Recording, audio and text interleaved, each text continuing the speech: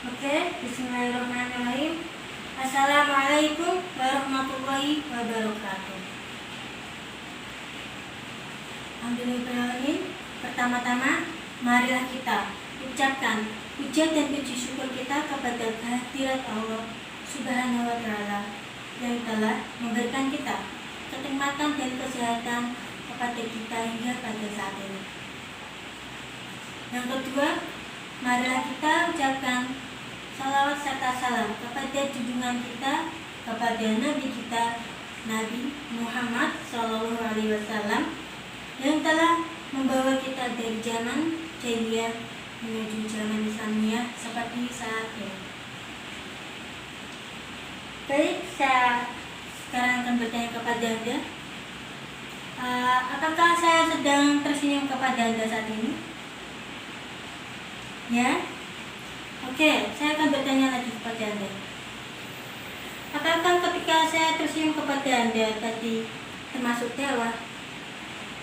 Jika tidak, maka apa sih menurut Anda dakwah itu? Apakah kita harus berbicara di acara pengajian, atau kita harus berceramah, berkhutbah di hari Jumat, atau berada di aktivitas agama lainnya?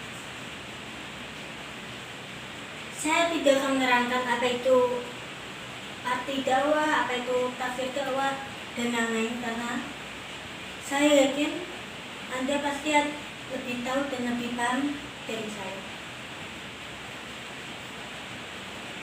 Simpelnya, menurut saya dakwah itu mengajak kepada kebaikan, mengajak kepada kebenaran, mengajarkan kebaikan juga. Ketika kita mengajak orang lain untuk sholat, lalu orang itu mengiyakan dan ikut kita ke masjid untuk sholat, maka itu sudah dikatakan sebagai dakwah. Jadi kita tidak harus muluk-muluk berceramah di sebuah pengajian. Jika kita bisa melakukannya dengan tindakan, maka itu juga baik. Anda bagi yang sering menonton televisi, mungkin Anda tahu tentang Muhammad Salah. Beliau pesepak bola dari Mesir.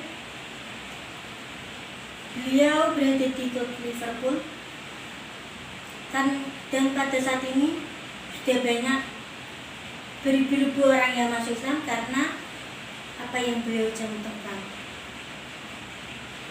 Atau ketika Anda menonton acara bela diri MMA, ada seorang pegulat yang bernama Habib Nurmagomedov, beliau dari Rusia.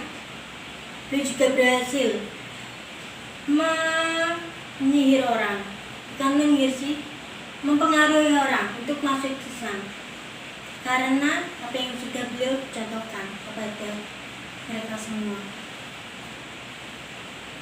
Jadi dakwah itu tidak hanya kita berbicara tentang ajaran Islam, syariat Islam, tentang keagamaan. Menurut saya dakwah itu lebih penting di kegiatan, di tindakan. Karena berbicara saja tidak cukup. Sejauh ini saya melihat banyak seperti ustadz atau kiai dan lain-lain, mereka berdakwah, mereka berbicara tentang agama Islam, tentang syariatnya, tapi di kehidupan nyatanya tindakan mereka jauh dari apa yang mereka bicarakan. Terakhir, saya akan mengutip kata-kata dari Habib tadi bergulat. Orang non-muslim tidak membaca Al-Quran, mereka tidak membaca hadis.